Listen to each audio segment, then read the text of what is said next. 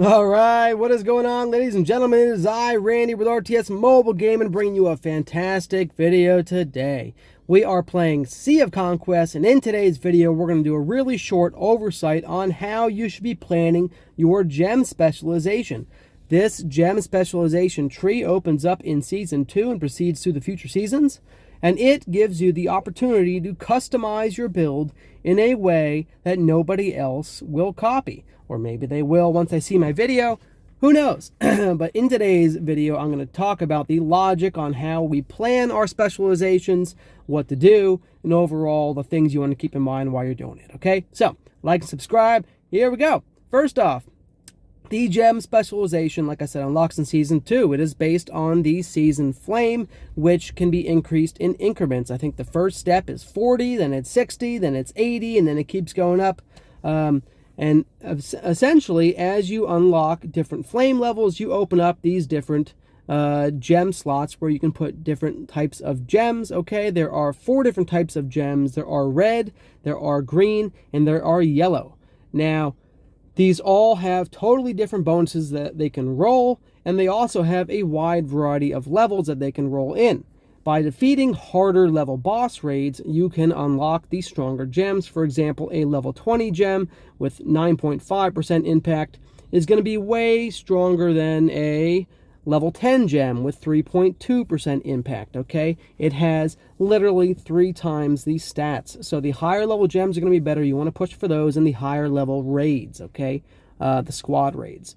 You can also get high level gems in the guild raids, and you can also pick up the colored gems only in the guild raids. You can only pick up these colored gems, for which there are 3 slots in the guild raids. So you must have an active guild that you can do the raids in if you want to get these particular gems, okay? Now, all the gems are extremely powerful in their own right, but some things that you want to keep in mind are consistency. The best way to really make one of your builds shine is to pick 2 or 3 stats and really focus on those stats with all of your gem choices, even if you're using a gem that isn't as high level as another gem of a different stat type, okay?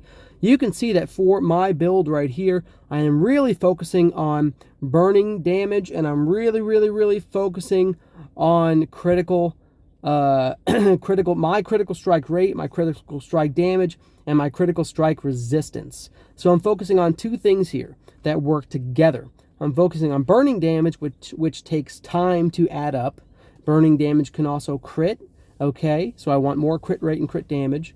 But since I'm going to be in such prolonged fights, I've decided to focus all of my defensive gems on critical strike resistance. This means I have a much lower chance of being critical struck by the enemy compared to maybe people who are focusing on other stats like HP or armor.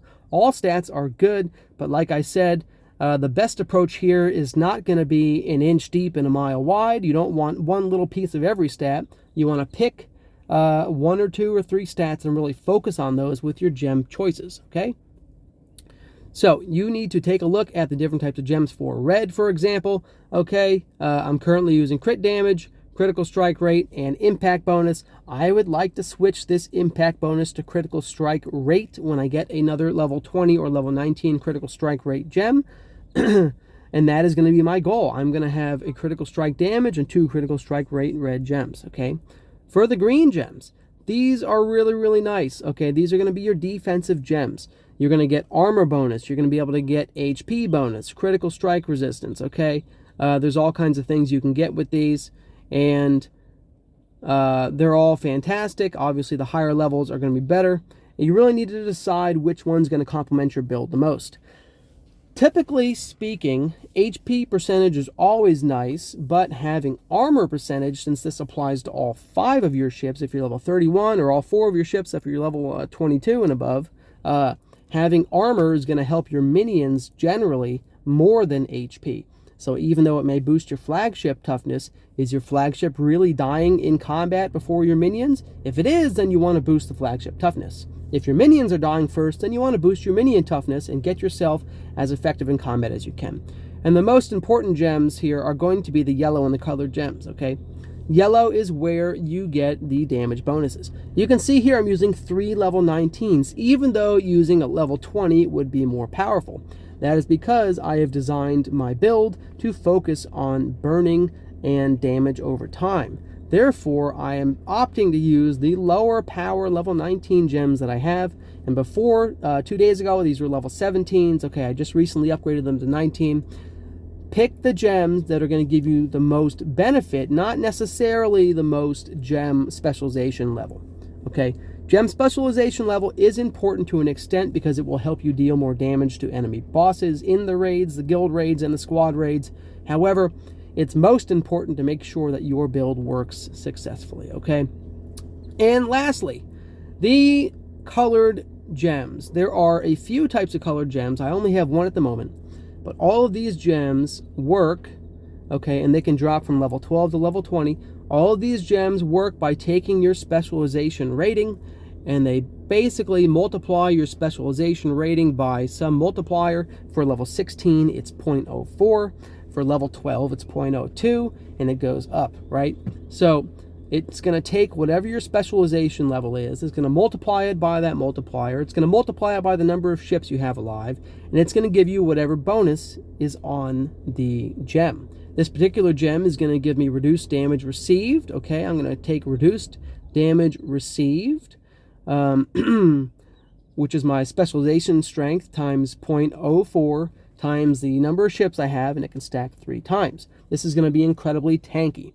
There is also an offensive version that gives you attack bonus based on how many ships you have alive in your specialization.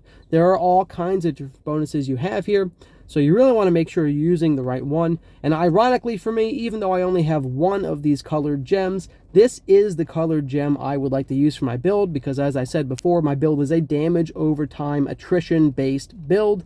The longer the fight goes, the more the damage is lopsided in my favor, because my damage over time stacks so high. I have so much critical strike resistance.